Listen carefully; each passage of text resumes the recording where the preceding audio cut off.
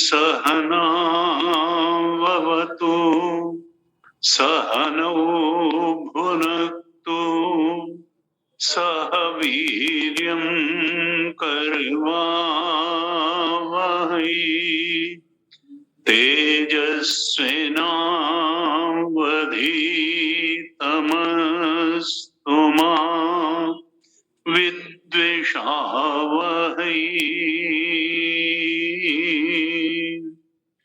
ओम शांति शांति शांति। सदाशिव समारंभाम् शंकराचार्य मध्यमाम् अस्मदाचार्य पर्यन्ताम् वन्दे गुरु परम्पराम्।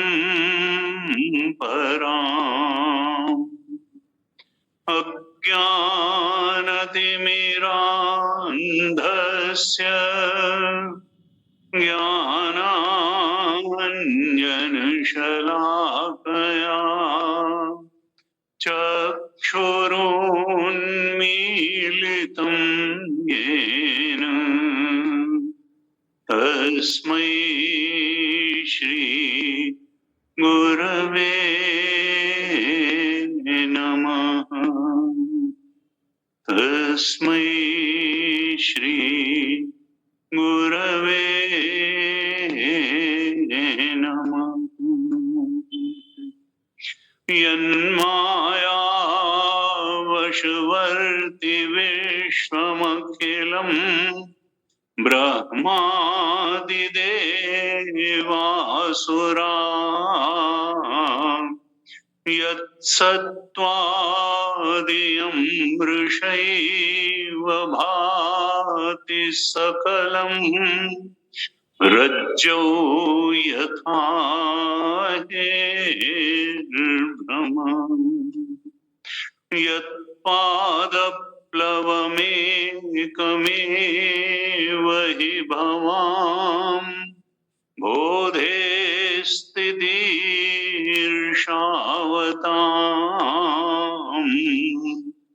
वन्देऽहं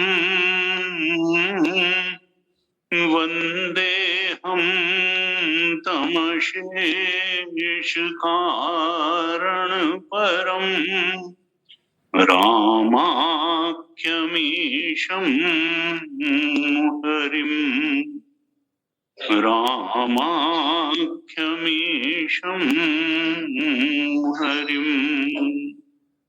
प्रसन्नतां यानगताभिषेकतः तथा नमं वनवासदुःखतः मुखाम्बुजश्रीरघुनन्दनस्य मे सदास्तु सामञ्जुलमङ्गलप्रदा सदास्तु सामञ्जुलमङ्गलप्रदा।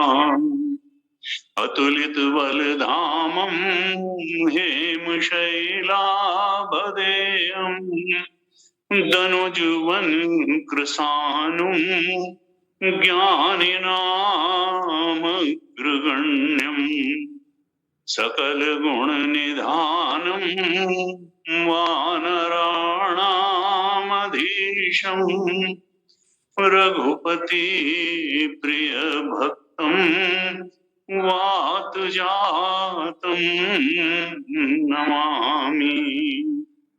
रघुपति प्रियभक्तं वातजातं नमामि।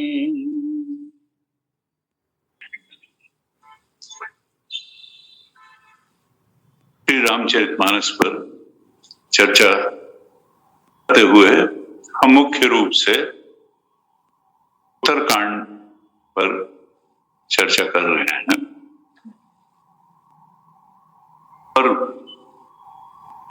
राम जी के स्वरूप पर विशेष रूप से दृष्टि हमको रखनी है, क्योंकि राम जी कौन हैं इसके बारे में बड़े बड़े लोगों को मोह हुआ।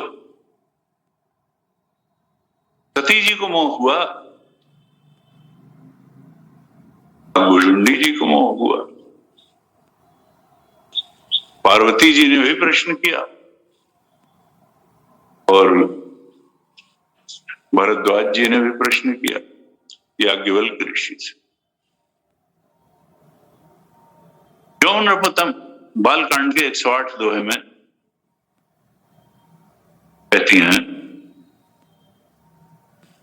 पार्वती जी कहती हैं, यौन नृपतनयत ब्रह्म किमि नारी विरह मति भोरी देखि चरित महिमा सुनत भ्रमित बुद्धि अति मोरी। यौन नृपतनय तो ब्रह्म, ये राजा के लड़के हैं तो ब्रह्म कैसे हैं? सती रूप में जब उनका जन्म था अभी प्रश्न यही था। 46 दोहा है राम बालकांड का,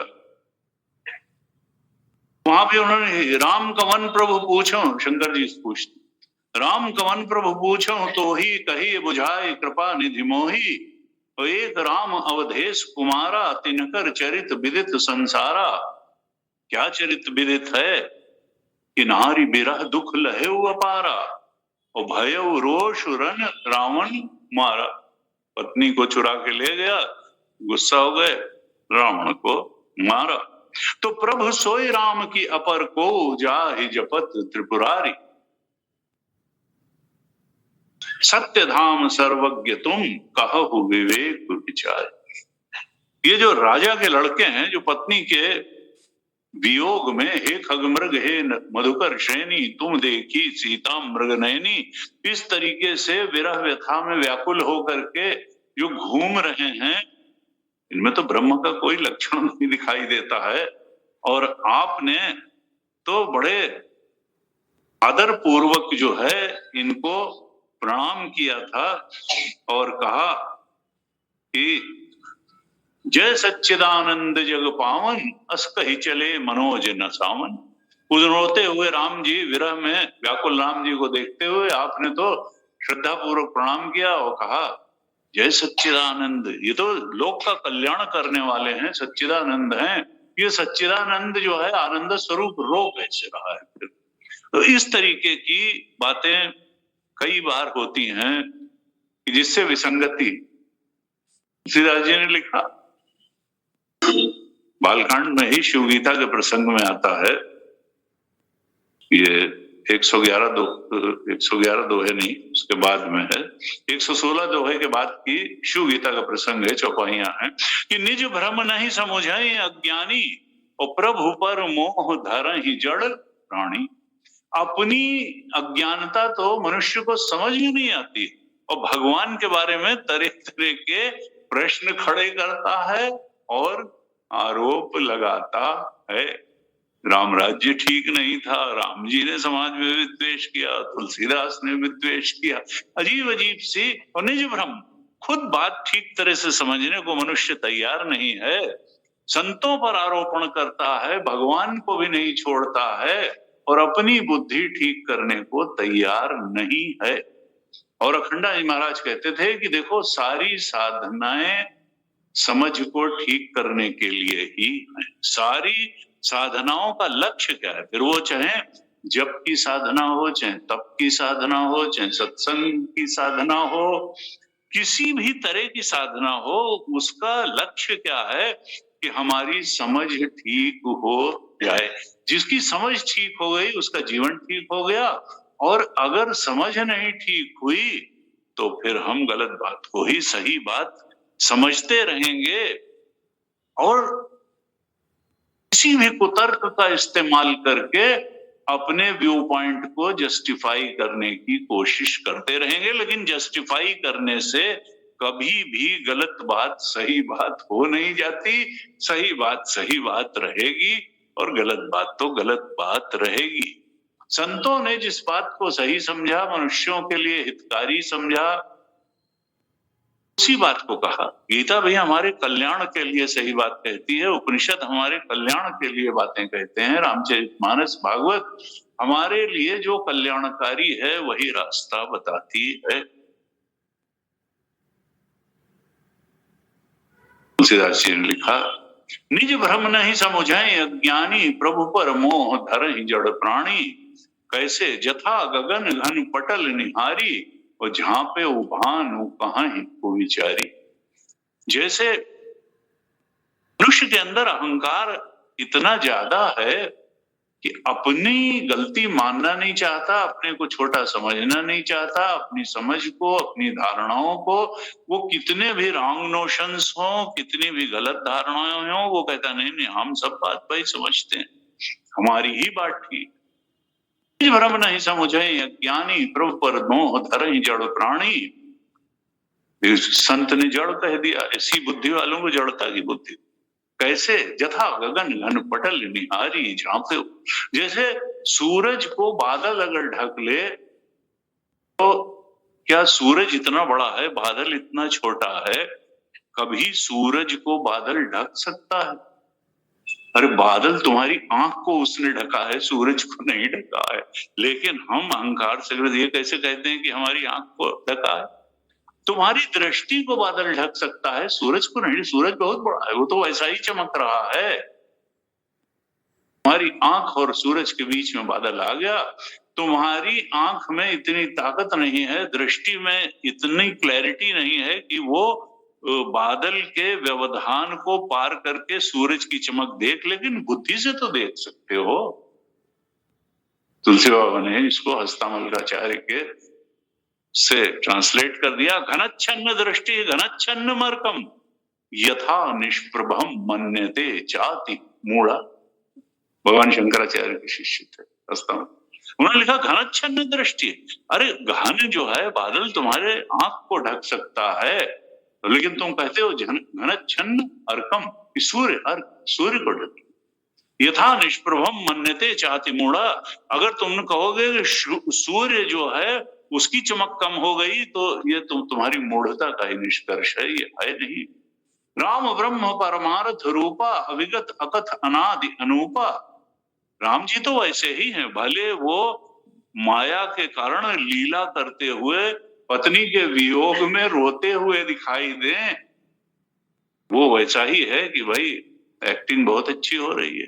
वो तो जो है अंदर से अपने पूर्ण ब्रह्म स्वरूप में दृढ़ता से स्थित है, और हमको उसी रूप में उनको जानना है, पहचानना है, मानना है, अनुभव करना है, पाना है और देखना है।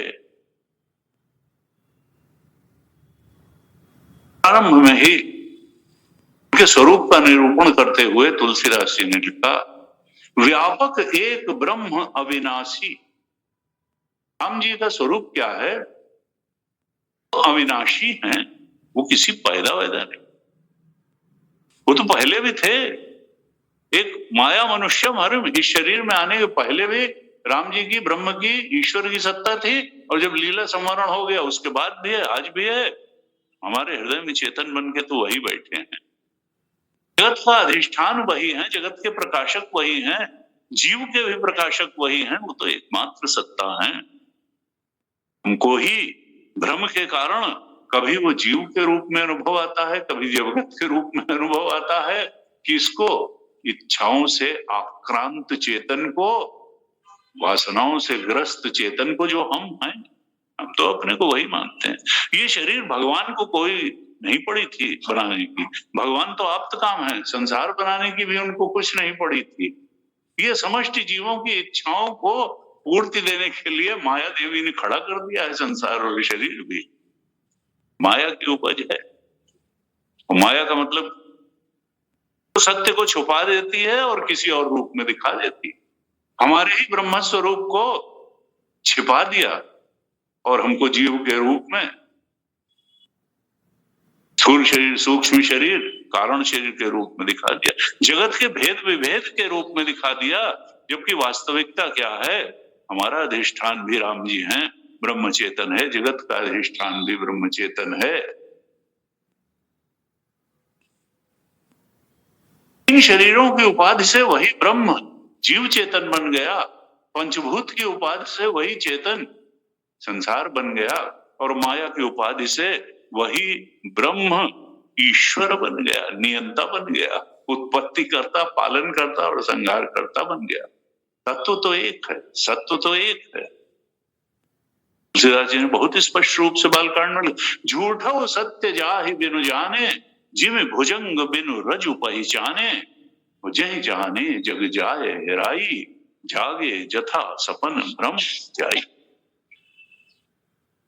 ये झूठा जीवत्व भी सच्चा लगता है, झूठा जगत भी सच्चा लगता है, झूठी इच्छाएं भी सच्ची लगती हैं, और झूठी इच्छा पूर्ति के साधन भी अच्छे सच्चे लगते हैं। सब कुछ सच्चाई सच्चा लगता है, केवल जो सच्चा है उसका कोई पता नहीं। सच्चे कौन है? राम जी, जो हमारा भी अधिष्ठान है जगत का। झूठो सत्य जाहि बिनु जाने, जिम भुजंग बिनु रजु। जब तक रस्सी नहीं, अधिष्ठान का ज्ञान नहीं हो जाएगा, तब तक अध्यास ही सत्य लगता रहेगा, तब तक सांप ही सच्चा लगता रहेगा, जब तक उसकी अधिष्ठान रस्सी का ज्ञान नहीं हो जाएगा। और जिस दिन रस्सी अधिष्ठान का ज्ञान हो गया, जगत जीव और ईश्वर के अधिष्ठान ब्रह्म तत्व का ज्ञान हो गया, उस दिन क्या होगा कि जय जाने जग जाए हेराई, संसार खो जाएगा। और दृष्टांत दिया तुलसी बाबा ने, किस तरह से खो जाएगा? जागे जथा सपन भ्रम जाई। जैसे जागने के बाद सपने की सृष्टि बिल्कुल वैसी ही थी जैसी जागृत की सृष्टि है, लेकिन जागने के बाद सपने की सृष्टि जिस तरह से खो गई, और खो गई का मतलब हम नहीं खो गए, हम नहीं खो गए, बस ये जानने में आ गया कि सपने की सृष्टि झूठी थी, सपने के सुख दुख झूठे थे, सपने के भेद विभेद झूठे थे। इस पर बड़ी चर्चा हुई है हमारे शास्त्रों में।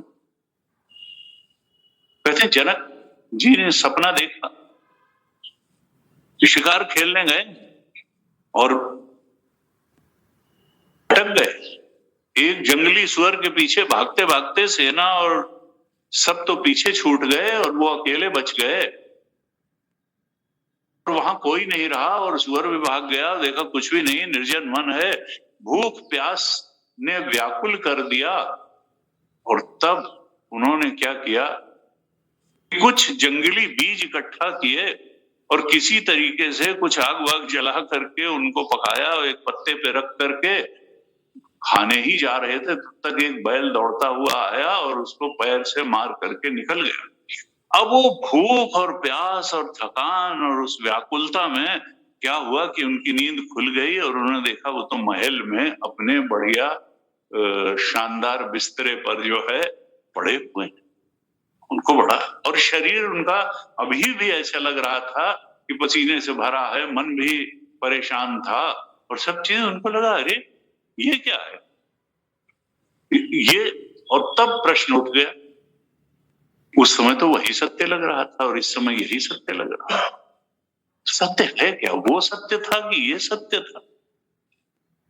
तब उन्होंने, अब भाई कोई मेरे प्रश्न का अष्टावक्र जी आए, उन्होंने कहा देखो सपने में क्या था, सपने के भेद विभेद थे, सपने की परिस्थितियां थी, सपने के सुख दुख थे, और सपना देखने वाले तुम भी थे।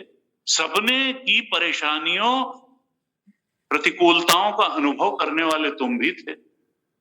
जागृत में क्या है कि इस महल का, यहाँ की सुख सुविधाओं का, यहाँ की लग्जरी का, इसका अनुभव तुमको हो रहा है। यहाँ इस जागृत के भेद विभेद का तुम अनुभव कर रहे हो, अनुभव करने वाले तुम हो। स्वप्न के भेद विभेद, स्वप्न की परिस्थितियां चली गई, भेद विभेद चले गए, जागृत क्या गई, जागृत के भेद विभेद परिस्थितियां सपने में लेके तुम नहीं जा पाए, सपने के भेद विभेद परिस्थितियां जागृत में लेके नहीं आ पाए। लेकिन दोनों में कॉमन चीज क्या है? उनका कॉमन तुम ही हो। तुम ही ने सपने के भी सुख दुख को जाना, तुम ही जागृत के भी सुख दुख को जान रहे हो। तो देखो, जो चीज बदल जाए वो सत्य नहीं होती है। वेदांत का एक सिद्धांत है कि त्रिकालेति तिष्ठति इति सत्यम, जो तीनों कालों में रहे सत्य वही है। पहले भी था, आज भी है, आगे भी रहेगा। वो कौन है? उनका तुम ही हो। जागृत में भी तुम हो अनुभव करने वाले, जागृत अवस्था को, स्वप्न को भी अनुभव करने वाले तुम ही थे। सुषुप्ति में भले सोते समय तुमने नहीं अनुभव किया, लेकिन तुम तो थे, क्योंकि उठने के बाद हर व्यक्ति कहता है मैं सुख से सोया, इसलिए।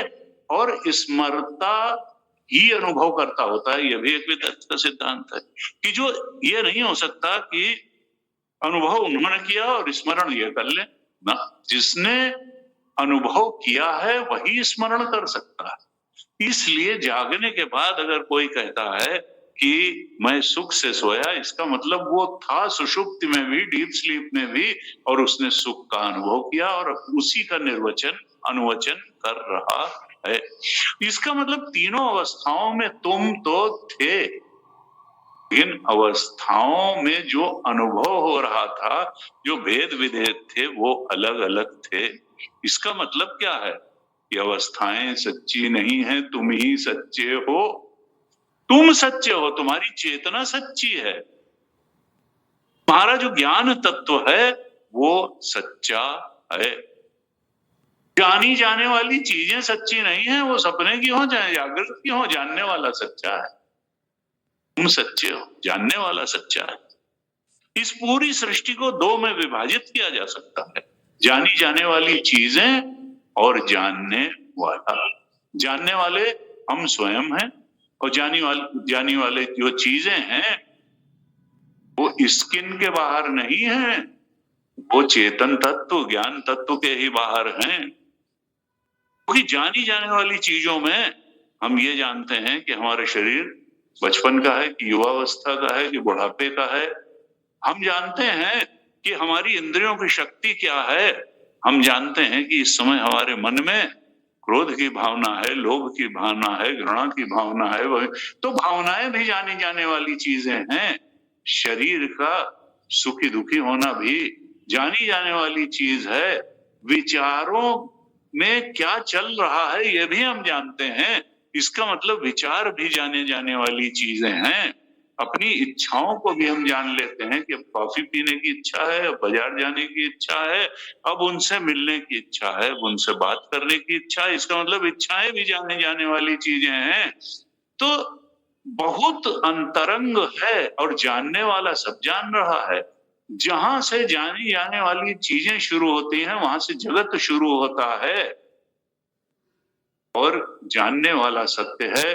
जानी जाने वाली चीजें आने जाने वाली हैं और वो सत्य नहीं है। झूठो सत्य जाहि बिनु जाने, जिम भुजंग बिनु रजु पहचाने, जह जाने जग जाए हेराई। तो यहाँ रामचरितमानस का संदेश क्या है? जानने वाले को जान लो, वही राम स्वरूप है।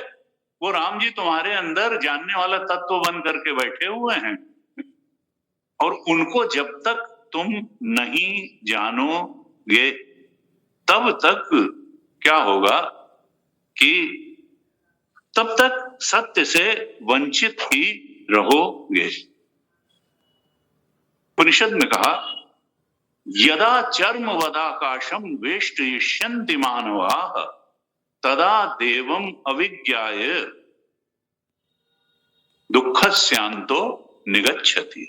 यदा, जब ऐसा कभी होगा कि ये मनुष्य आकाश को चमड़े की तरह लपेट लेगा अपने शरीर के पास, यदा चर्मवत आकाशम वेष्टयिष्यन्ति मानवाः, तभी ऐसा होगा कि उस आत्म तत्व को, ज्ञान तत्व को, जो सब कुछ जानता है और सबका अधिष्ठान भी है और प्रकाशक भी है, जो एकमात्र सत्य है, तदा देवम अविज्ञाय दुख से, तभी उसके दुखों का अंत होगा। यानी कभी आकाश को चमड़े की तरह लपेट नहीं पाएगा। इसका मतलब कभी उस राम तत्व, चेतन तत्व, ब्रह्म तत्व जो उसका स्वरूप ही है, उसको पूरी सच्चाई से, पूरी स्पष्टता से जाने बना, इस जीव के दुखों का अंत होने वाला नहीं है।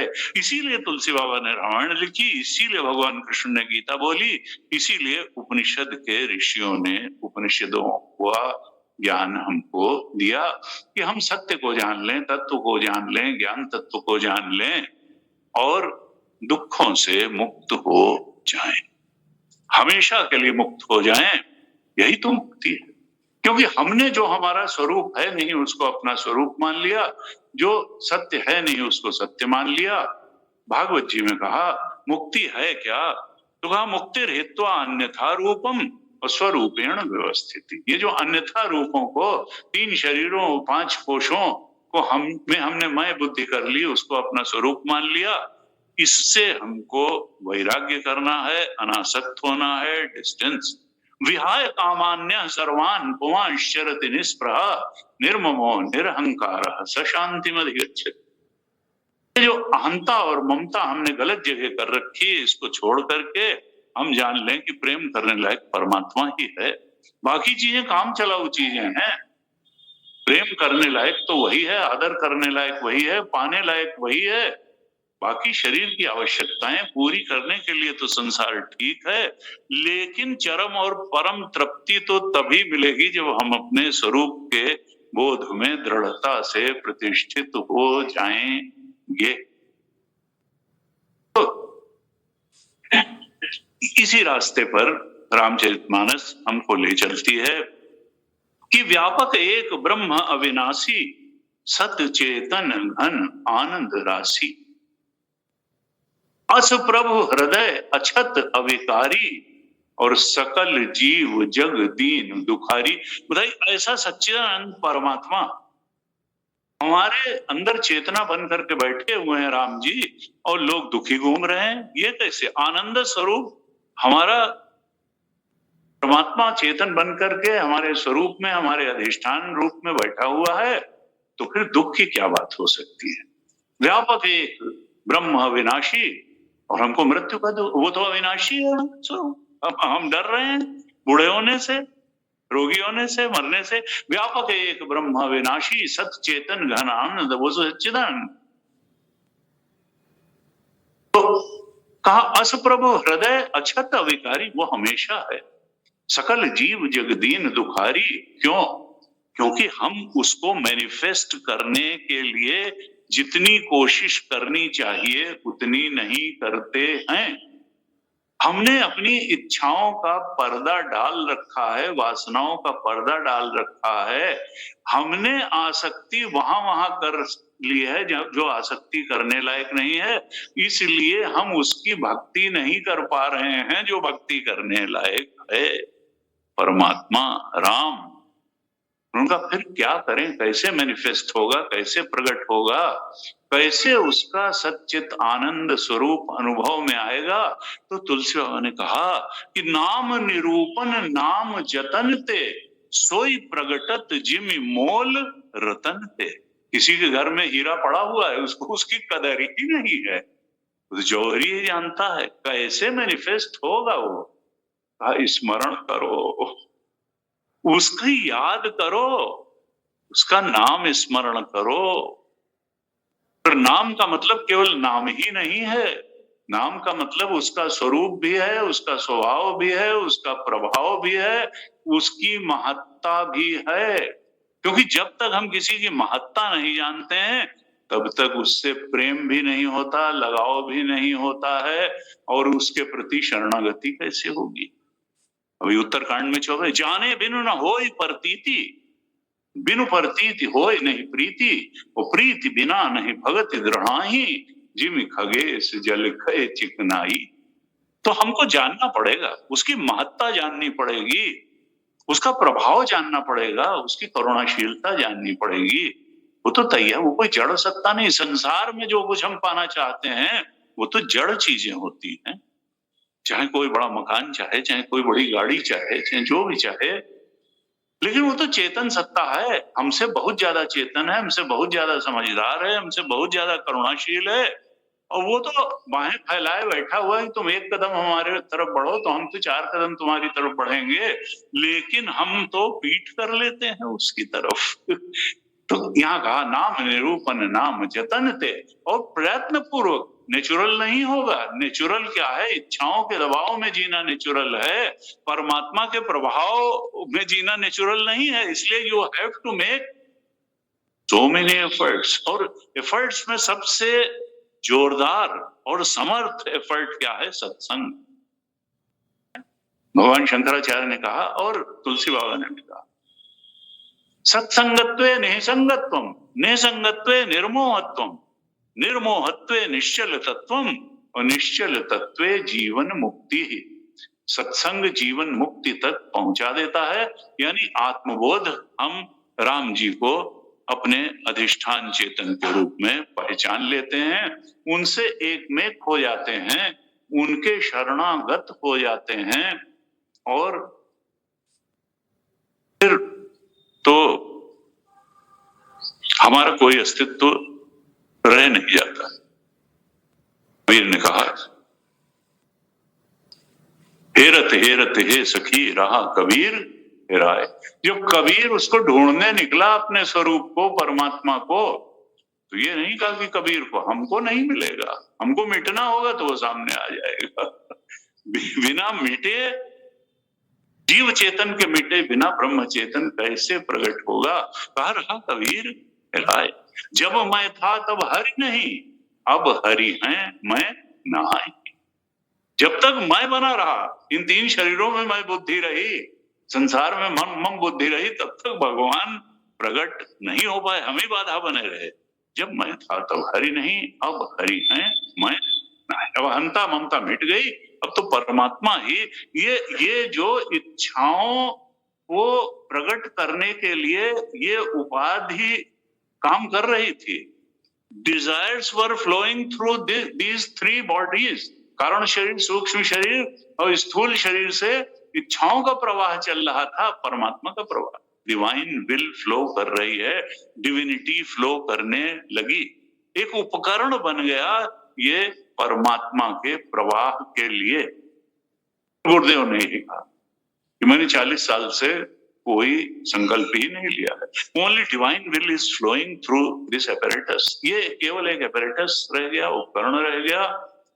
उन्होंने कहा कि मेरा कोई संकल्प नहीं, परमात्मा का संकल्प ही अब, क्योंकि संकल्प जब हमारा होता है तो इच्छा के रूप में बहता है। परमात्मा का संकल्प वो तो सर्व के लाभ के लिए ही काम होता है।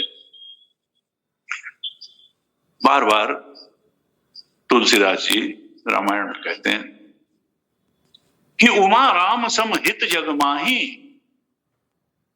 इस संसार में भगवान के समान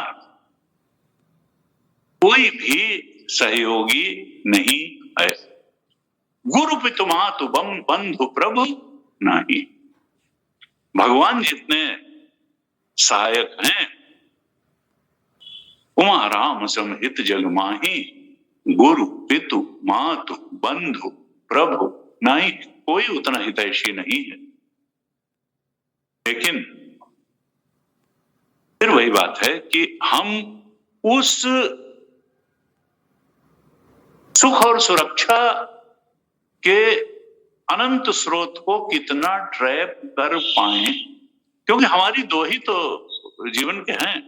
पहली मांग होती है कि सुरक्षा मिल जाए, इसलिए पैसे के पीछे आदमी भागता है, क्योंकि लगता है पैसे से सुरक्षा मिल जाएगी। और उसके बाद में, अर्थ के बाद में कामना पूर्ति हो जाए, अब तो उससे सुख मिल जाएगा। तो सुरक्षा और सुख, तुलसी बाबा कहते हैं कि सबसे ज्यादा सुरक्षा भगवान की चरण शरण पकड़ने में है, और सबसे ज्यादा आनंद, शाश्वत वो तो आनंद स्वरूप है भगवान की चरण शरण पकड़ने में। सुख भी वही है, सुरक्षा भी वही है, लेकिन सिर्फ समझ में आने वाली बात है। तो हम उत्तरकांड में कल हमने पाठ किया था 30 दोहे के बाद की चौपाइयों का, थोड़ा वहां देख लेते हैं। यही बात करीब करीब आध्यात्मिक रामराज्य का वर्णन अब कर रहे हैं। बाहर का रामराज्य तो हमने देखा था कि कहीं कोई भेदभाव नहीं था, वर्णाश्रम धर्म था, लेकिन एक ही घाट था जहां से चारों वर्ण के लोग जल लेते थे, स्नान करते थे। कोई वर्ण किसी को हीन नहीं समझता था और सारे ही वर्ण के लोग, छुआछूत की बात नहीं थी, हीनता समझ, दे वर कॉम्प्लीमेंट्री टू ईच अदर। चारों वर्ण एक दूसरे के पूरक थे। हमने कल चर्चा की थी, गुरुदेव कहते थे कि भाई कोई भी सोसाइटी होगा, एक थिंकर क्लास होगा, एक वॉरियर या रूलर क्लास होगा, एक बिजनेस क्लास होगा और एक सर्विस क्लास या सेवा करने वाला होगा। इसमें जो है कोई हीन और कोई उच्च, इसकी कोई ऐसी बात नहीं है। हाँ, ये अवश्य है कि फिर गुणों के कारण ऐसा होता है, गीता जी ने भी ये चीज कही, गुणों का बहुत अच्छा वर्णन वहां है कि देखो अगर सतोगुण बहुत ज्यादा है तो फिर वो थिंकर बनने में सहायता तो करेगा। रजोगुण अगर ज्यादा है और उसके पीछे सतोगुण है तो वो वीरता में सहायक होगा, एक प्लान्ड तरीके से विकास करने में, रूल करने में भी सहायक होगा। और अगर रजोगुण के पीछे तमोगुण है और तीसरे नंबर पे सतोगुण है तो फिर व्यक्ति समाज के लिए बहुत नहीं कर पाएगा, लेकिन अपने परिवार के लिए और उसके लिए तो करेगा, बिजनेस तो करेगा, स्वार्थ केंद्रित ही धन कमाएगा, लेकिन काफी अच्छा काम करेगा, अच्छा पैसा कमाएगा। और अगर तमोगुण डोमिनेट करेगा, फिर रजोगुण होगा, बाद में सतोगुण होगा, तो फिर वो बहुत कोई इंडस्ट्री भी नहीं लगा पाएगा, बहुत प्लान करके काम नहीं कर पाएगा, बहुत समाज में रूल करने लायक ओजस्विता भी नहीं होगी, बहुत थिंकर क्लास प्रोफेसर वगैरह बनने या रिसर्च साइंटिस्ट बनने का भी मादा नहीं होगा, क्योंकि उसके लिए तो सतोगुण बहुत चाहिए। तो फिर लेकिन वो भी जो है अपने स्तर से जो उसकी सामर्थ्य है, कैपेबिलिटी है, उससे तो कंट्रीब्यूट कर सकता है। और भागवत जी में बहुत स्पष्ट रूप से ये बात आई कि व्यक्ति अपने कर्म से पहचाना जाता है, जन्म से नहीं। भगवान ने कहा गीता में, चातुर्वर्ण्य मया सृष्ट, चातुर्वर्ण्य मया सृष्ट, गुण कर्म विभागशः, गुण और कर्म के अनुसार मैंने किया, कुल और जन्म के अनुसार मैंने नहीं किया है चार वर्णों का। यानी कहीं भी रैदास भी हो सकते हैं, कहीं कबीर भी हो सकते हैं, लेकिन ये तय है हर वर्ण में एक से एक श्रेष्ठ लोग होते हैं और एक से एक पातकी लोग होते हैं। एक से एक पातकी, ये कोई गारंटी नहीं है कि ये एक्चुअली इनफाइनाइट कॉम्बिनेशंस हो सकते हैं इनके। ये तो एक मोटा मोटा चार का विभाग है, सतोगुण कितना होगा, रजोगुण कितना होगा, तमोगुण कितना होगा, ये केवल चार ही नहीं है, differs from man to man. ये मनुष्य में हजार हजार तरीके के लोग हो सकते हैं। तो हमको ये लेवल, और राम राज्य में तो कहा कि ये जो है राजघाट सब विधि सुंदर पर मज्जा ही तहां बरन चार्यो नर। राजघाट पे चारों वर्ण वाले स्नान करते हैं, स्त्रियों के लिए अलग घाट बना हुआ है, जानवरों के लिए अलग घाट बना हुआ है, ऐसे बताया। अब आध्यात्मिक राम राज्य का जो वर्णन करते हैं तो देखिए स्पिरिचुअल कम्युनिज्म, बाहर आप कहते हैं कि हम सबको एक बराबर कर देंगे, भाई सब एक बराबर नहीं हो सकते हैं, सबकी बुद्धि अलग है, सबके पास जहां से उन्होंने शुरू किया है वो शुरुआत की बातें बिल्कुल अलग हैं। बुद्धि बल अलग है, शरीर बल अलग है, धन बल अलग है, सबके विश्वास अलग अलग होंगे, आयु अलग अलग होगी, लिंग अलग अलग होंगे, स्वभाव अलग अलग होंगे, सामर्थ्य एक जैसी नहीं हो सकती है। तो ये कहना कि जो कम्युनिज्म है कि हम जो है सबको एक बराबर कर देंगे, ये कभी संभव नहीं है। स्पिरिचुअल कम्युनिज्म क्या है जो हमारे यहाँ हुआ कि राम जी निषाद राज को भी गले लगाते हैं, वो खुद शबरी से मिलने जाते हैं, जटायु की धूल जटान सो झारी, जटायु को गोद में लेकर उसकी अंतिम क्रिया की। और तो हमारे यहाँ तो निषिद्ध पक्षी को भी राम जी ने प्रेम दिया। ये कहना कि वो विद्वेष और विभेद, और तुलसीदास जी ने ये सब बातें लिखी हैं। हमको एकांगी होकर विचार नहीं करना है। भारत की संस्कृति बहुत उदात्त रही है, बहुत उदात्त रही। उपनिषद में कथा आती, सत्यकाम गया गुरु के पास, गुरु ने कहा मैं केवल ब्राह्मण को उपनिषद पढ़ाता हूं, तुम बताओ तुम्हारे पिता का क्या नाम? उसने कहा मुझे नहीं मालूम, मेरी माँ ने कभी बताया नहीं, पूछूंगा। कहा मुझे भी नहीं मालूम, जाके कह देना। वो गया और उसने कहा मेरी माता बहुत घरों में काम करती थी, मेरे पिता का तो देहांत हो गया था, तो मेरी माता को भी नहीं मालूम कि बहुत श्योरिटी से कह नहीं सकती। तो उसने कहा कि इसका मतलब कि तुम्हारे अंदर सतोगुण, तुमने इस बात को छुपाने की कोशिश नहीं की, तुमने झूठ बोलने की कोशिश नहीं की, तो बस स्वीकार है, मैं तुम्हें उपनिषद का ज्ञान दूंगा क्योंकि तुमने सत्य बोला है। उसका नाम ही सत्यकाम था। तो ये चीज। और दूसरी तरफ द्रोणाचार्य ने उनकी दुर्योधन नहीं, उसका कर्ण को जो है वो तो क्षत्रिय, परशुराम तो ब्राह्मणों को देते, उसने छेद दिया उसके, उसने कहा तुम नहीं ब्राह्मण हो, तो इतनी सामर्थ्य, खून निकलता जाए और वो भंवरा दूसरी तरफ निकल गया, तुमने झूठ बोला। ब्राह्मण के अंदर इतनी सहन शक्ति नहीं होती है, तुम तो कुछ और हो। तो यहाँ जो है आध्यात्मिक जो राम राज्य का वर्णन है, इसमें लिखते हैं तुलसी बाबा, जब ते राम प्रताप खगेशा, उदित भयो अति प्रबल दिनेशा। 30 उत्तरकांड में 30वें दोहे के बाद की चौपाइयां हैं कि जब ते राम प्रताप खगेशा, उदित भयो अति प्रबल दिनेशा, पूरी प्रकाश रहे तिहु लोका, बहुतन सुख बहुतन मन शोका। कहा ये राम जी की महिमा। देखिए राम जी कभी उदित नहीं होंगे, राम जी तो हमेशा थे, आज भी हैं और आगे भी रहेंगे। राम का प्रभाव हमको उदित करना है, मैनिफेस्ट करना है, हमको अपने चेतन को राम चेतन के रूप में पहचानना है। और जब अगर हम इस जीव चेतन को ब्रह्म चेतन, राम चेतन, परमात्मा चेतन के रूप में पहचान लेंगे, तब क्या होगा ये यहाँ बताया।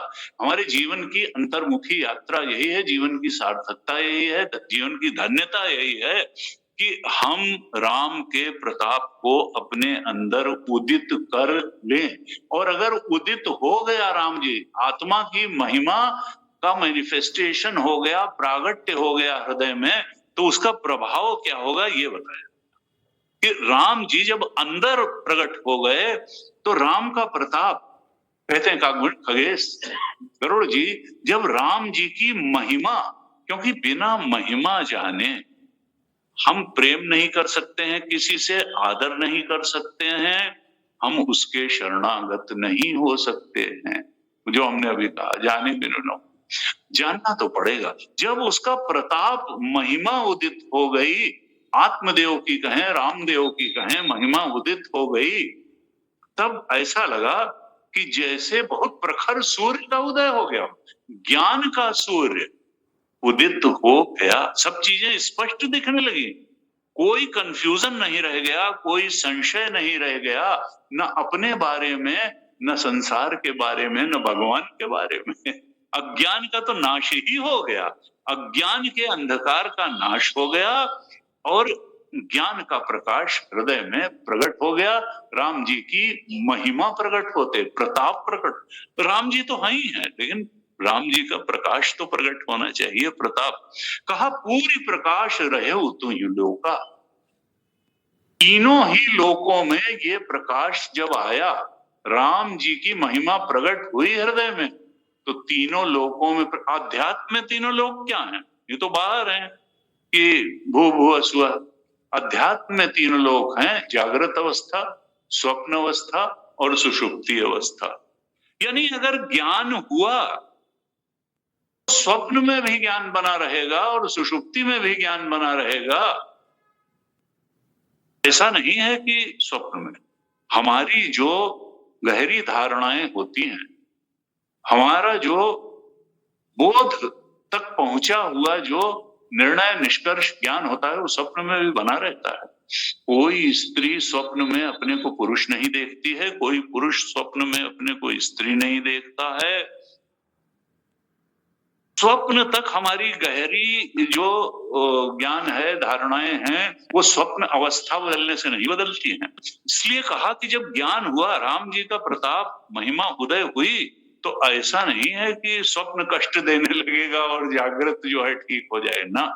स्वप्न भी उतना ही अच्छा हो गया, स्वप्न भी प्रकाशित हो गया, सुषुप्ति भी प्रकाशित हो गई और अधिष्ठान तुरीय तो प्रगट ही हो गया। पूरी प्रकाश रहे, जागृत स्वप्न सुषुप्ति तीनों प्रकाशित हो गए, आनंद से भर गए। और क्या हुआ? बहुतन सुख बहुतन मन शोका।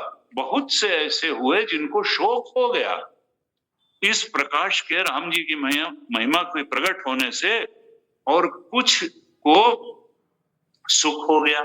अब ये वर्णन करते हैं तुलसी बाबा कि ये आध्यात्मिक राम राज्य जब हो गया, राम जी का हमारे हृदय के सिंहासन पर, इच्छाओं की जगह राम जी आगे बैठ गए, उनकी भक्ति आगे बैठ गई, उनका ज्ञान आगे बैठ गया। तो फिर क्या हुआ?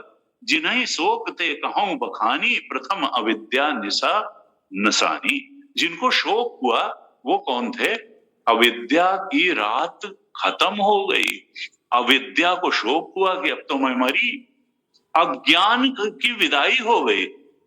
प्रथम, सबसे पहले तो वो ज्ञान स्वरूप सच्चिदानंद स्वरूप परमात्मा के प्रकट होते ही क्या हुआ कि अज्ञान का नाश हो गया। प्रथम अविद्या निशा, क्योंकि अविद्या के अंधकार ने ही सत्य को छुपा रखा था। खत्म नहीं कर सकती है अविद्या। रात में अंधकार चीजों को छुपा देता है, नष्ट नहीं। अभी सब यहाँ लाइट चली जाए और फिर कहा जाए कि भाई जरा बताओ कितने लोग बैठे हैं, नहीं, अंधकार है, तो क्या लोग खत्म हो जाएंगे? ना, अंधकार केवल छुपा देता है, नाश करने की ताकत अंधकार में, निशा में नहीं है। और जब वो छुपा नहीं पा रही है सत्य को, अविद्या निशा बीत गई, चीजें बिल्कुल स्पष्ट दिखाई देने लगी। और कहा अब उलूक जहां तहां लुकाने। ये पाप के जो उल्लू थे, क्योंकि जब अंधकार में ही तो उल्लू बोलता है, अविद्या निशा जब थी तो पाप के उल्लू के लिए बहुत सुखदाई थी। जब अविद्या की रात बीत गई तो पाप के उल्लू भी जहां तहां छुप गए। अब तो पुण्य का जीवन है, अब तो भक्ति का जीवन है, ज्ञान का जीवन है, वैराग्य का जीवन है। अब ये पुण्य पाप से तो ऊपर उठ गया व्यक्ति सहज रूप में। और क्या हुआ? काम क्रोध कैरव सक्षानी, कुमुदनी रात में खिलती है। कैरव का मतलब कुमुदनी। और ये काम क्रोध रूपी जो कुमुदनी थी वो भी विड्रॉ कर लिया उसने, वो भी झुलस गई, वो सिमट गई, अब खिल नहीं रही है। तो क्योंकि भगवान शंकराचार्य एक फ्रेज का इस्तेमाल करते हैं, अविद्या कामना कर। क्योंकि अविद्या ही वो माता जी हैं जिनसे कामनाएं उत्पन्न होती है। क्योंकि जब आत्मानंद नहीं है, रामानंद नहीं है, परमात्मानंद नहीं है, तो फिर विषयानंद से ही आदमी काम चलाता है, संसारानंद से, भोगानंद से ही काम चलाता है। अविद्या की स्थिति में भी जीवन में कुछ रस बनाए रखने के लिए कामना उत्पन्न होती है, और कामना पूर्ति करके थोड़ा बहुत तो जीवन में जीने लायक थोड़ा रस मिल जाता है। लेकिन वो रस ऐसा है कि आशा तृष्णा ना मोही अमर मन है शरीर। वो जो है इतना शाश्वत नहीं होता है कि भाई अब सुख की दौड़ पूरी हो गई ना, दौड़ तो पूरी होती नहीं। शरीर पूरा हो जाता है, सुख की दौड़ पूरी नहीं होती है।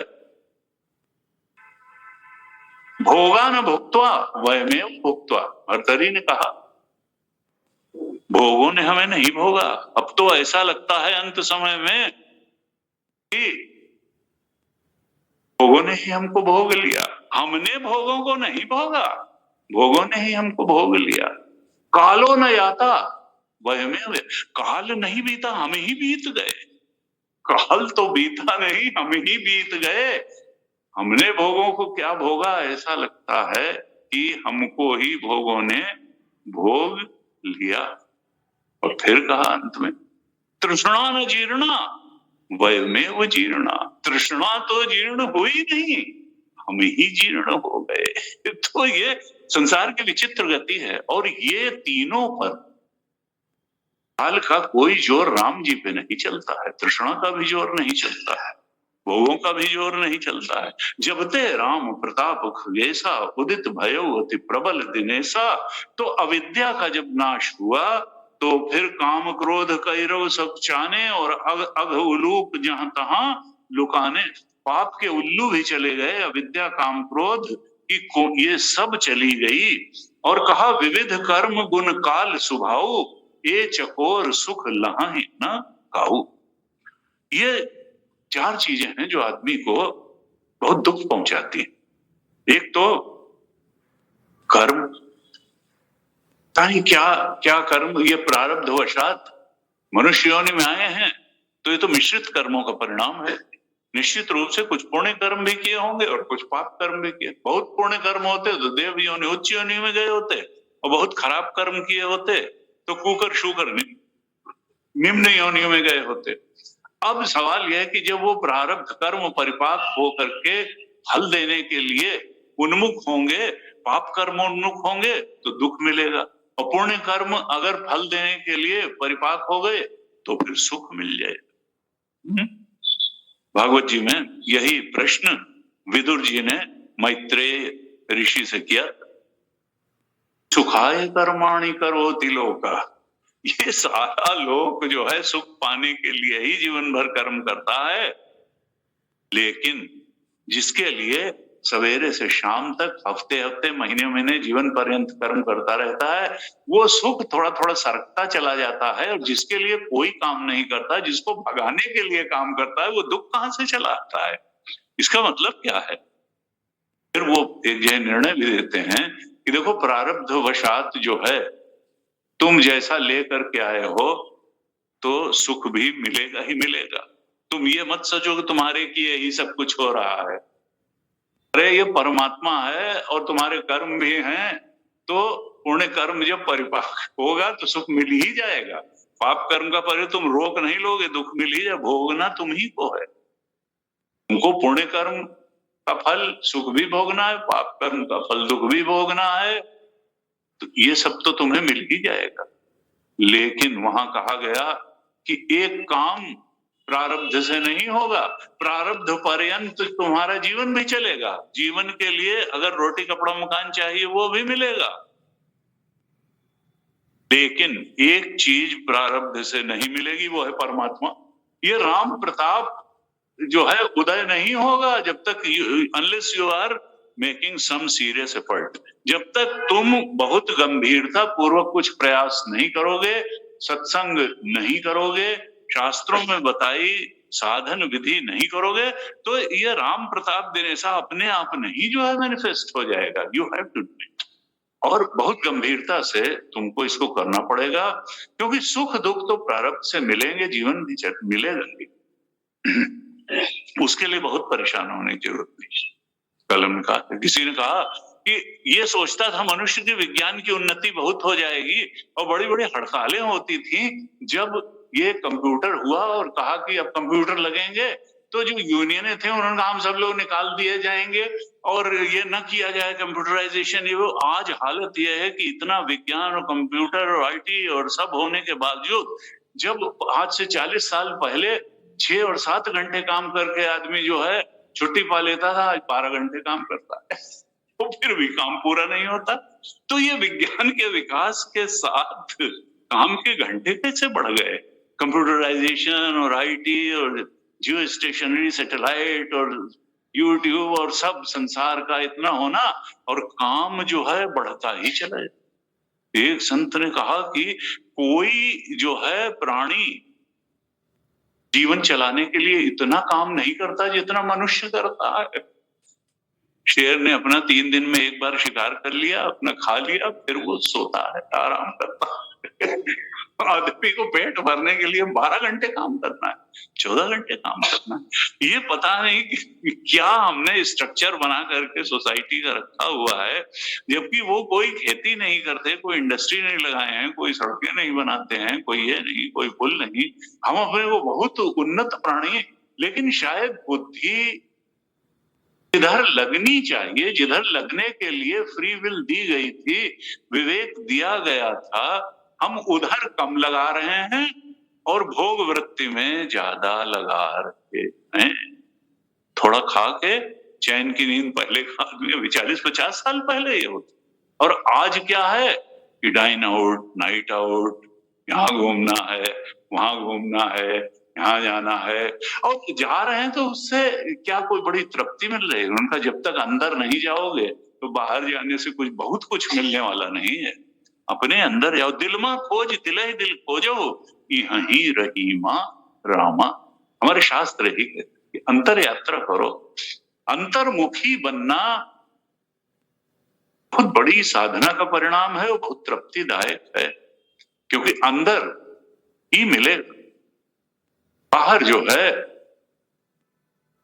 बाहर सदगुरु मिल सकता है, सदशास्त्र मिल सकता है, सत्संग मिल सकता है, लेकिन अंत में तो अपने अंतरतम में बैठ करके उसको खोजना और अनुभव करना, ये तो तुम्हारी ही जिम्मेदारी है।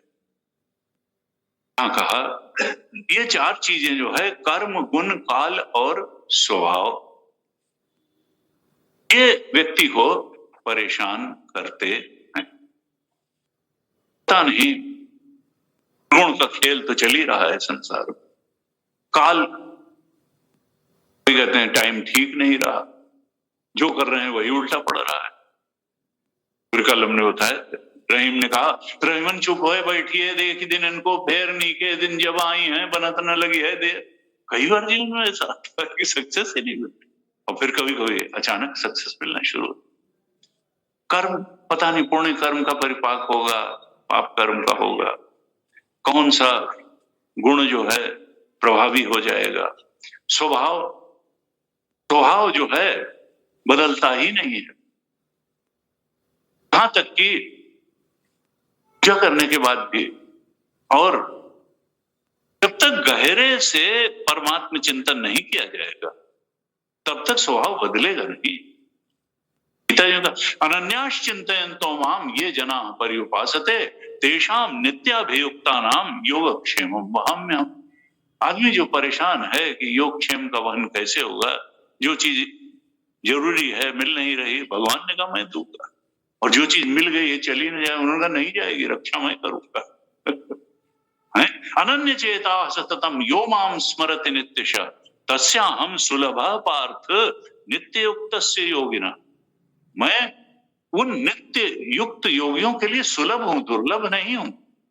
लेकिन अनन्य चेता सततम यो माम स्मरति नित्यशः, जो अनन्य भाव से हर समय नित्य मेरा स्मरण करते हैं। स्मरण बहुत बड़ी साधना है। स्मरण जो है, ये कबीर ने भी लिखा, सुमिरन को अंग। हर धर्म में स्मरण को बड़ा महत्वपूर्ण बताया है। कहा विविध कर्म गुण काल स्वभाव, ये चकोर सुख लहाहि न काऊ। ये चकोर को रात बहुत अच्छी लगती है, वो चंद्रमा को देखता रहता है और बस तृप्त रहता है।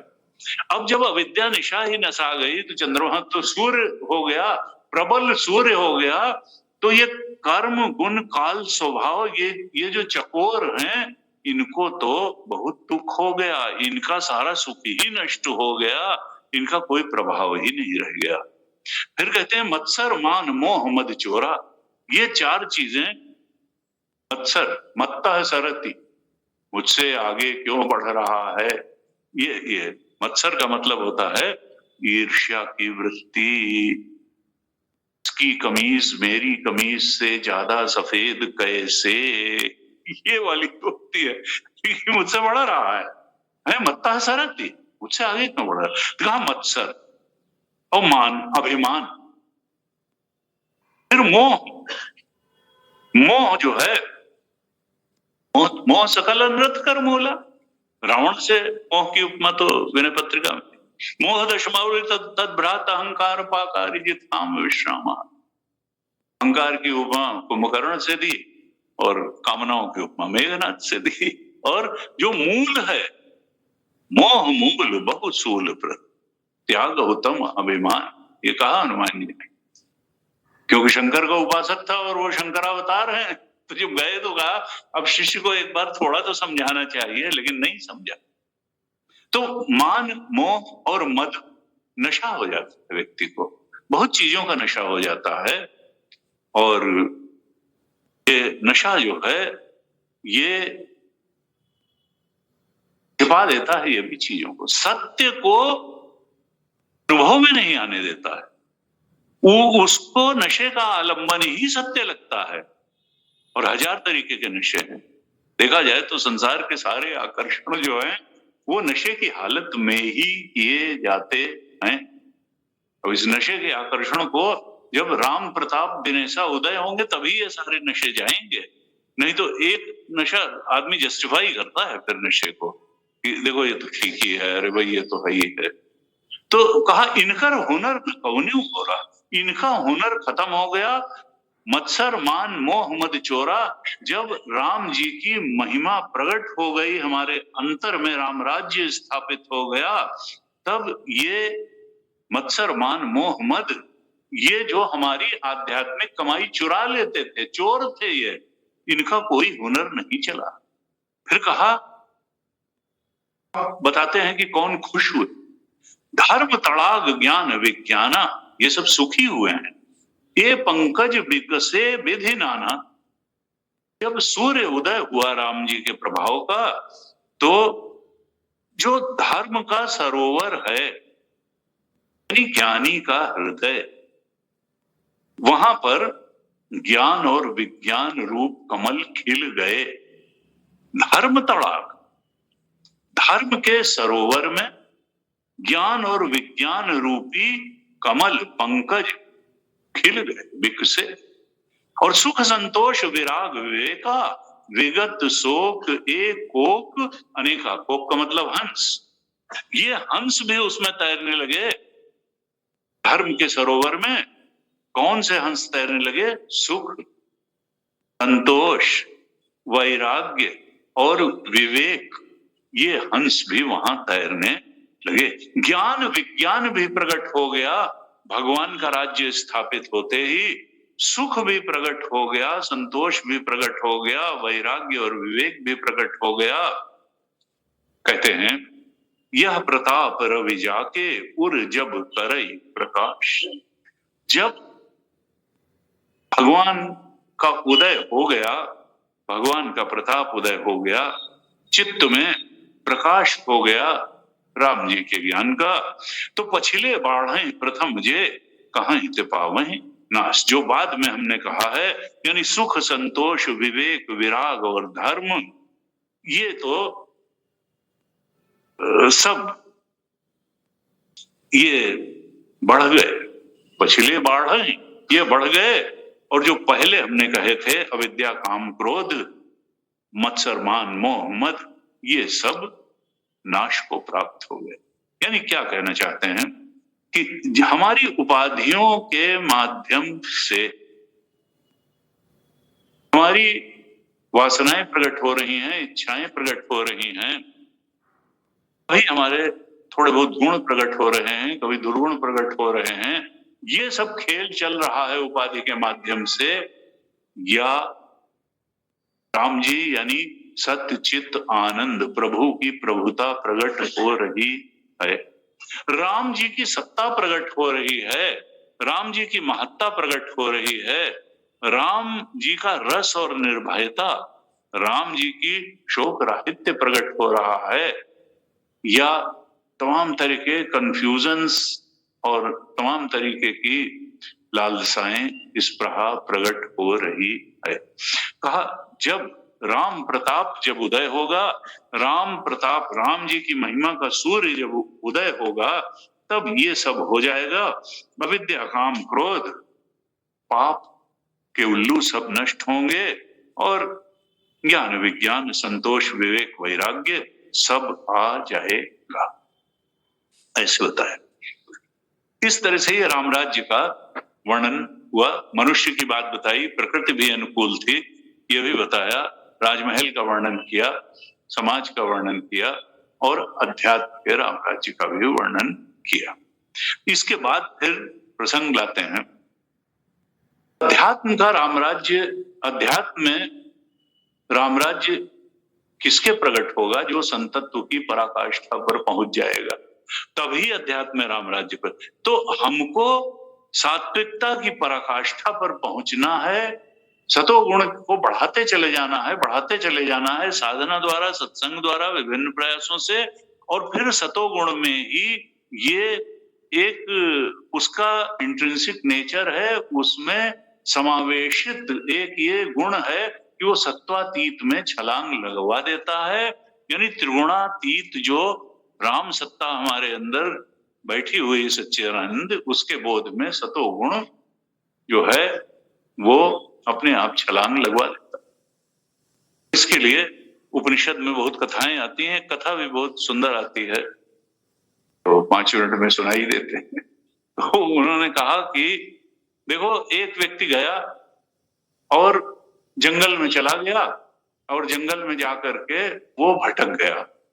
तो ये था कि दिन दिन जंगल जो है प्रकाश में पार कर लेंगे, नहीं तो रात में तो फिर रास्ता मिलेगा नहीं और जंगली जानवर जो है वो शिकार कर लेंगे। जा रहा था, लेकिन उसी समय उसको जंगली जानवरों ने तो खाया नहीं, उसको 3 चोर मिल गए और चोरों ने कहा कि भाई छीनो इससे जो कुछ हो, मारो इसको। तो उन्होंने जो कुछ भी था उसके पास वो छीन लिया और फिर जो है कहा मारो इसको। तो उसमें एक जो था उसने सब कुछ छीन छान के चला गया और 2 को छोड़ दिया, कहा अब तुम लोग इसको मार देना। तो उसने जो है 2 बचे। दूसरे ने भी कहा कि ऐसा किया जाए, अब मारना क्या है, ऐसा करो, अब छीन तो हमने लिया ही है और ये जंगल है, इसको पेड़ से बांध देते हैं और खुद ही जंगली जानवर आके इसको खा जाएंगे, हम क्यों अब हत्या का पाप ले। और उसने कहा बांधो ये, वो हाँ ठीक है, बांध दिया। और फिर वो जो दूसरा चोर था वो भी चला गया। अब तीसरा चोर जब बचा तो वो वहीं थोड़ी देर रुक गया और ये तो लगा उसके सामने गिड़गिड़ाने कि देखो अब तो हम मर जाएंगे, तुम लोग कैसे हो। तो ये तीसरा चोर थोड़ा सहृदय था, ये पसीज गया। उसने कहा हाँ बात तो ठीक ही कह रहे हो, ऐसा करते हैं कि तुम्हारे बंधन खोल देते। तो उसने बंधन खोल दिया। उसने कहा लेकिन एक बात है, तुम जब भटके थे तुमको मालूम है कि कहाँ जाना है और कहाँ तुम्हारा घर है और किस तरह से जंगल में तो कोई रास्ता है नहीं। उसने नहीं मालूम तो नहीं। तो उसने चलो हम तुम्हें तुम्हारे घर तक छोड़ करके आ जाते हैं। तो वो एक्सपर्ट था, वो अपना ले करके गया और उसके बाद में उसने जंगल के किनारे तक ले जाकर के कहा कि देखो वो तुम्हारा घर दिखाई दे रहा है, अब तुम चले जाओ। उसने कहा नहीं, आप तो कैसे, आप तो चोर हैं ही नहीं, आपने तो हमें खोल दिया और समझिए बचा दिया मृत्यु से। आप थोड़ा हमारे घर चलिए और हम आपकी थोड़ा आतिथ्य कर लें तो हमारे भी शांति मिलेगी और तब फिर आप जाइए। उसने कहा कि देखो हम वहां नहीं जा सकते हैं, वहां तुम ही जा सकते हो, हम हैं चोर, हमारा इलाका यहीं से खत्म होता है, क्योंकि वो बस्ती में हम नहीं जा सकते उस जगह, वहां तो तुमको अकेले जाना पड़ेगा और हम तो नमस्कार अब हम चलते हैं, हम यही तक कर सकते थे। तो कहा ये तीनों चोर क्या हैं? ये 3 गुण हैं। ये 3 गुण हैं, पहला है तमोगुण, दूसरा है रजोगुण और तीसरा है सतोगुण। तो तमोगुण क्या है? तो मार ही देता है, वो तो चला ना गया होता अगर रजोगुण और तमोगुण के सतोगुण के रास्ते छोड़ करके, तो वो तो मार ही देता। कहते हैं कि वो तो निद्रा प्रमाद और आलस से तो 2 जून की रोटी भी नहीं कमाने देता, मार ही देता है। तो तमोगुण से तो सबसे ज्यादा बच के रहना। और दूसरा है रजोगुण, जिसने कहा कि अब बांध दो इसको, सुख, उसने कहा कि वो तो दुख से बांध देता है, दुख परिणामी चीजों से आसक्त करा देता है रजोगुण। विषयेन्द्रिय संयोगात यत्तदग्रे अमृतोपमं परिणामे विषमेव तत्सुखम राजसम स्मृतम। राजसी सुख यही कहा जो परिणाम में दुख देगा, बांध ही देगा, संसार से मुक्ति ही नहीं तो कहेगा यही सबसे बड़ी चीज है। तो रजोगुण जो है बांध देता, और सतोगुण जो है वो सत्वातीत में छलांग लगवा देता है। वो खोल भी देगा बंधनों को, सच्चे ज्ञान की तरफ भी बढ़ा देगा, सच्चे सुख की तरफ बढ़ा देगा, सत्संग करा देगा, साधना करा देगा, और ले जा करके तुम्हारे असली घर, राम जी जो तुम्हारे असली घर हैं, परमात्म चेतन तक पहुंचा भी देगा। लेकिन चूंकि वो गुण है, गुण का मतलब होता है एक रस्सी बांधने वाला, तो है सतोगुण भी बांधने वाला, लेकिन वो बांधने वाला ही नहीं, छुड़ाने वाला।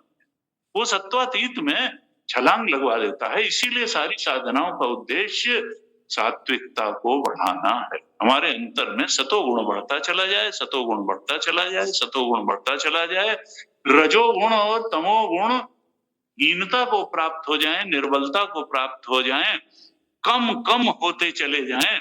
हर साधना का उद्देश्य यही है। फिर वो सत्संग की साधना हो, जप की साधना हो, और ध्यान की साधना हो, जिस तरीके की साधना हो।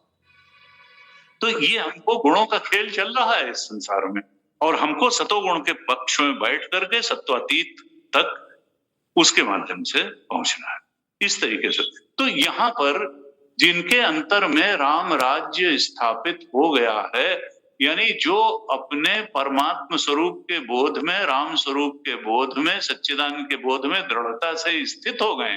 पहले तो सिद्धांत बताया आध्यात्मिक राज्य, राम राज्य का, और अब व्यवहार में उसके बाद तुलसी बाबा उसके लिए दृष्टांत के रूप में एक प्रकरण ला रहे हैं कि राम जी के पास आ रहे हैं सनकादि ऋषि, जिनके अंतर में राम राज्य दृढ़ता से स्थापित हो चुका है। अब उनकी क्या वार्तालाप होती है, ये इसके बाद प्रकरण आ रहा है। कहते हैं, जान समय सनकादिक आए, तेज पुंज गुणशील सुहाए।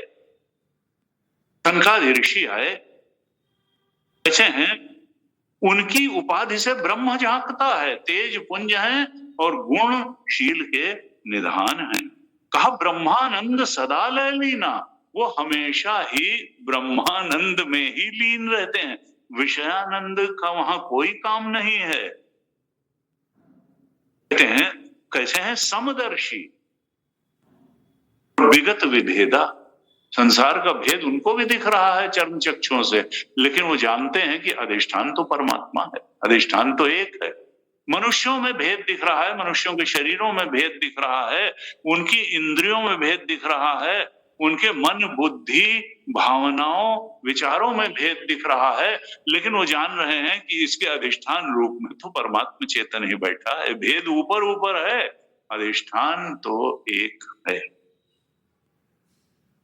तस्मिन् सर्वाणि भूतानि आत्मा एव अभूत विजानतः तत्र को मोह कः शोकः एकत्वम् अनुपश्यत। ईशावास्य उपनिषद का 7वां मंत्र है कि एकत्व का दर्शन कर लिया, परमात्मा तत्व का दर्शन कर लिया, अब भेद नहीं। विगत विभेदा, भेद दृष्टि ही चली गई, समदर्शी हो गए। कहा आशा बसन व्यसन यह नहीं। आशा का मतलब क्या है, वस्त्र। उनका दिशाएं हैं, उनका वस्त्र है। कहते ना 5 साल के हैं और कपड़ा पहनते नहीं। तो देखिए तुलसीदास जी मर्यादा के कवि हैं, ये नहीं लिखा कि छोटे छोटे नंगू नंगू आ गए ना, उन्होंने कहा कि आशा वसन, आशा का मतलब दिशाएं, दिशाएं ही जिनके वस्त्र हैं। आशा वसन व्यसन यह नहीं।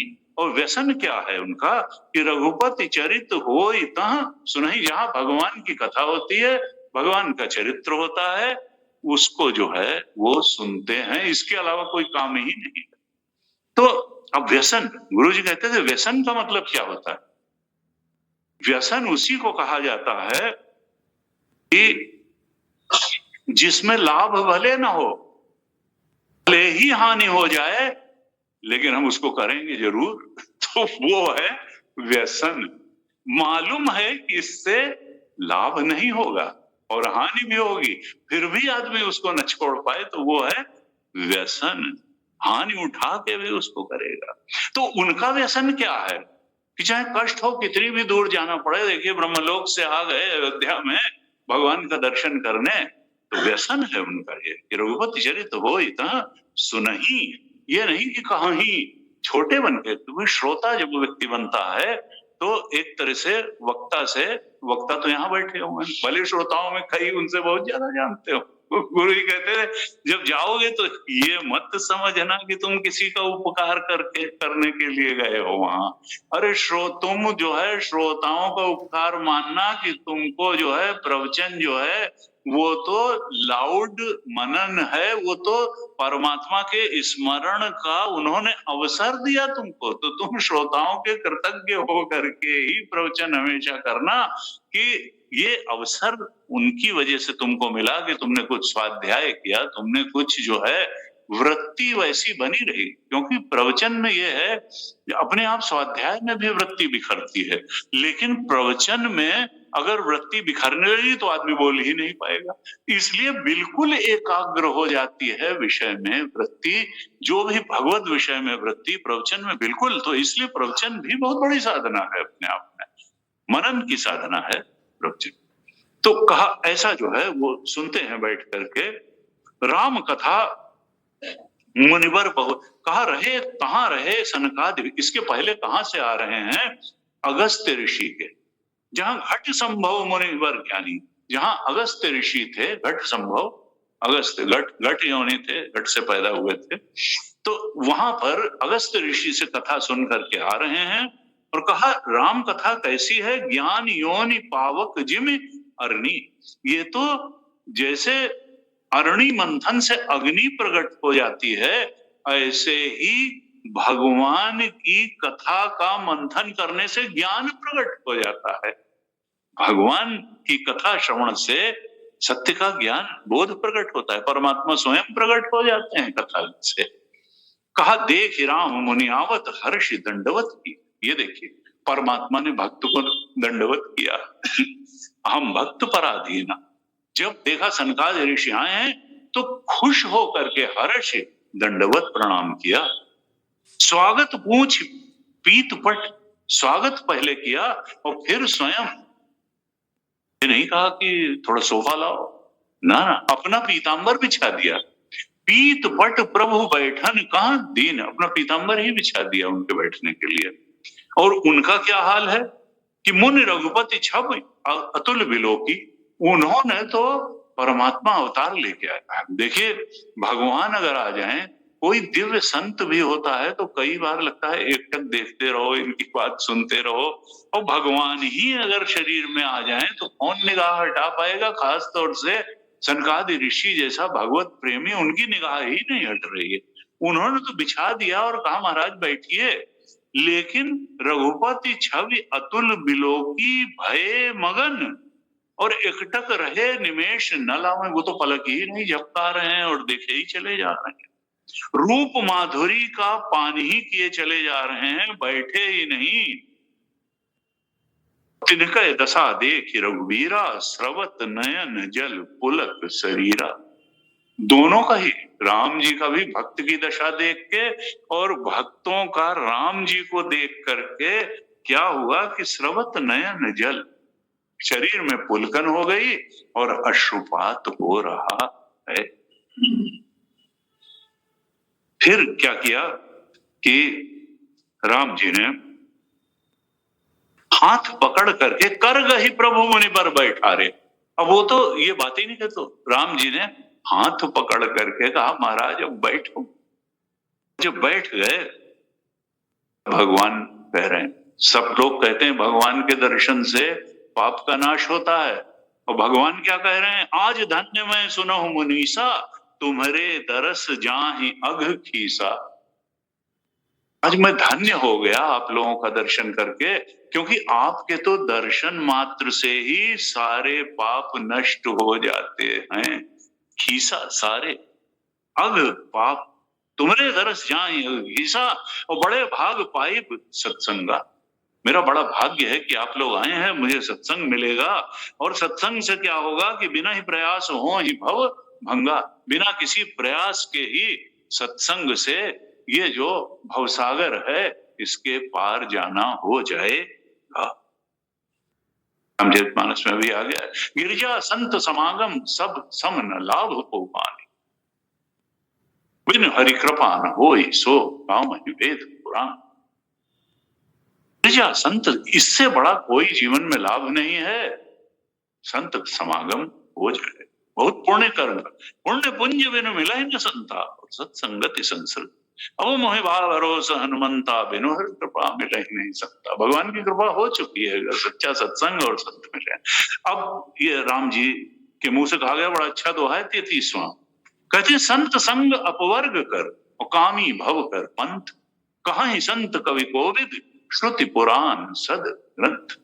मैं ही नहीं कह रहा हूं, अब भगवान कह दें तो उनकी वाणी से आगे क्या प्रमाण होगा, लेकिन फिर भी वो कह रहे हैं, सारे संतों ने भी यही कहा है, विद्वानों ने यही कहा है, श्रुतियों ने कहा है, पुराणों ने कहा है और सारे सदग्रंथों ने भी यही कहा है कि संत संग अपवर्ग कर। सत्संग, सच्चे संत का साथ मिल जाए तो मोक्ष की प्राप्ति हो जाती है, अपवर्ग की प्राप्ति हो जाती है। और अगर कामनाग्रस्त मनुष्यों के बीच में ही बैठना हो गया तो फिर वो संसार की ही तारीफ कर करके और संसार में ही लक्ष्य निर्धारित करवा देगा और संसार में खुद उलझा है और संसार में ही उलझा करके रख देगा। कामी भव कर पंथ, कामी का अगर संत हो गया तो संसार से फिर वैराग्य होना बड़ा कठिन है, और संत का संग अगर हो गया तो फिर मोक्ष दूर नहीं है। संत संग अपवर्ग। उसके बाद स्तुति करते हैं। अब ये तो शंकरादिक और भगवान स्तुति में भगवान की जैसी, और उनकी तो समझ कितनी, भगवान को तो सीधे देखते हैं। वो कहते हैं जय भगवंत अनंत अनामय, आप तो अनामय हैं, यानी माया कृत कोई दोष तुमको छू ही नहीं गया। माया ही तो सबसे बड़ी परेशानी की बात, अनामय रोग है ही नहीं, माया रूपी रोग लगा ही नहीं, माया तो उनके वश में। अनघ अनेक एक करुणामय, जीवों के तो पाप अनेक हैं, तुम तो करुणामय हो। कहा जय निर्गुण जय जय गुण सा, तुम निर्गुण भी हो गुणों के सागर भी हो। तुम्हारी कृपा से ही तो मनुष्य में जब तुम्हारी तरफ बढ़ना शुरू करता है, सत्संग करता है, तो सारे गुण आ जाते हैं उसकी बुद्धि में, मन में, अंतःकरण में। तुम गुण सागर भी हो, निर्गुण भी हो, सुख मंदिर सुंदर अति नागर, तुम तो सुख मंदिर हो। ज्ञान निधान अमान मान, तुम तो ज्ञान के निधान हो। और अमानी मान दो, विष्णु सहस्त्रनाम में आया अमानी मान दो नित्यम। भगवान का एक गुण है कि खुद तो मान चाहते नहीं हो, दूसरे सबको मान देते हैं। अमानी मान दो नित्यम, अमान स्वयं तो अमान है और मान पर दूसरों को मान देते हैं, ज्ञान के निधान है। कहा तज्ञ कृतज्ञ अज्ञता भंजन, तज्ञ हैं यानी ज्ञानी है, तत्व को जानने वाले हैं। कृतज्ञ हैं यानी, कृतज्ञ का मतलब क्या है, कोई आपके लिए थोड़ा भी उपकार करे तो आप उसके प्रति थोड़ा सा आदर भाव कृतज्ञता का तो बताइए, नहीं तो क्या होता है इसका उल्टा, कृतज्ञ कि इसके लिए इतना इतना किया, इसने धन्यवाद तक नहीं कहा, थैंक्स भी नहीं किया। खैर न करे, हमको तो वो दूसरे के व्यवहार से नहीं चलना। लेकिन कहा भगवान का गुण क्या है कि वो कृतज्ञ हैं, सेवा भाव को रिस्पॉन्ड करते हैं। अगर कोई भगवान की भक्ति करता है तो पूरी तरह से रिस्पॉन्ड करते हैं, कृतज्ञ हैं। अज्ञता भंजन, और अज्ञान को नाश करने वाले हैं। नाम अनेक अनाम निरंजन, भक्तों के लिए तो अनेक नाम हैं उनके, कभी कृष्ण हैं, कभी शिव हैं, कभी राम हैं, लेकिन स्वयं की दृष्टि से क्या है, अनाम और निरंजन। उनको कोई कालुष्य मल छू भी नहीं गया है, निरंजन है। सर्व सर्वगत सर्व पुरालय, वो सबके आत्मा बनकर के बैठे हैं, सबके हृदय में विराजमान हैं, हृदय निवासी हैं और सर्वगत है। अधिष्ठान अध्यास में सब जगह गया रहता है। अगर सांप दिख रहा है तो रस्सी कहाँ नहीं है सांप में, रस्सी ही तो सांप है। परमात्मा ही अगर जगत के जीव के सबके अधिष्ठान है तो जगत के कण कण में व्याप्त हैं, क्षण क्षण में व्याप्त हैं, सदा हैं, सर्वगत हैं। हमने कल चर्चा लंबी करी थी, सदा सर्वगत, सर्वोरालय, सबके हृदय में है। बससि सदा हम कहूं परिपालय, कहते सदा हमारी आप रक्षा करें।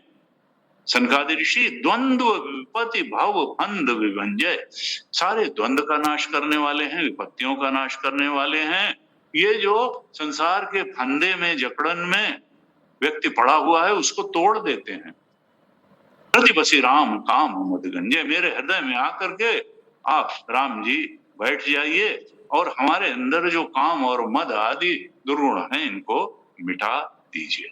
कहते हैं देह भगति रघुपति अति पावनी, त्रिविध ताप भव दाप नसामनी। सारे ही भक्त जो आए हैं उन्होंने यही मांगा है रामचरितमानस में, जो अब सनकादि ऋषि मांगते हैं कि देहु भगति रघुपति अति, हमको आप अपनी अत्यंत पावन भक्ति दे दीजिए, क्योंकि यही भक्ति है जो दैहिक दैविक भौतिक त्रिविध तापों का नाश करने वाली है। और कोई चीज संसार की उपलब्धि ऐसी नहीं है जो तीनों तापों का नाश कर सके। भगवान की भक्ति ही कहते हैं त्रिविध ताप भवदाप। ये जो संसार का दर्प है, अभिमान है, बड़प्पन पर है, यहाँ के अचीवमेंट्स का कि आई एम अचीवर, तो कहा ये सब बेकार क्यों थे, सब यहीं रह जाएगा। तो कहा भवदाप नसावनी, तुम क्या हो प्रणत काम सुरधेनु कल्पतर, जो तुम्हारे अंदर शरणागत हैं, तुम्हारे प्रणत हैं, उनके लिए तुम कल्पतरु भी हो, कामधेनु भी हो। कल्पतरु से जो मांगो मिल जाता है, कामधेनु सारी, तो तुम तो अपने भक्त के शरणागत की सारी कामना पूरी करने के लिए कामधेनु भी हो और कल्पतरु भी हो। कहते हैं कि तुम काल कर्म स्वभाव गुण भक्षक, ये जो चार चीजें अभी कहा था दुख देती हैं, यहाँ पर कहा कि काल की का वश नहीं चलता है। जब तुम्हारी कृपा प्राप्त हो जाती है तो काल परेशान नहीं करता, कर्म भी परेशान नहीं करते हैं, स्वभाव भी ठीक हो जाता है, और गुण रजोगुण वगैरह जो चंचलता करते हैं, जिन्होंने बांध दिया मार दिया, वो गुणों का भी कोई अधिपत्य चलता नहीं है। तारन तरन हरण सब दोष, तुम तो तारने वालों को भी तारने वाले हो, सारे दोषों का हरण करने वाले हो। तुलसीदास प्रभु त्रिभुवन भूषण, तुम तो त्रिभुवन के अलंकार हो, भूषण हो। ऐसा स्तुति करके सनकादिक विधि लोक सिधाए, सनकादि ऋषि फिर ब्रह्मलोक को चले गए। इसके बाद आगे का प्रसंग आता है और हम इसकी अब कल चर्चा करेंगे। आज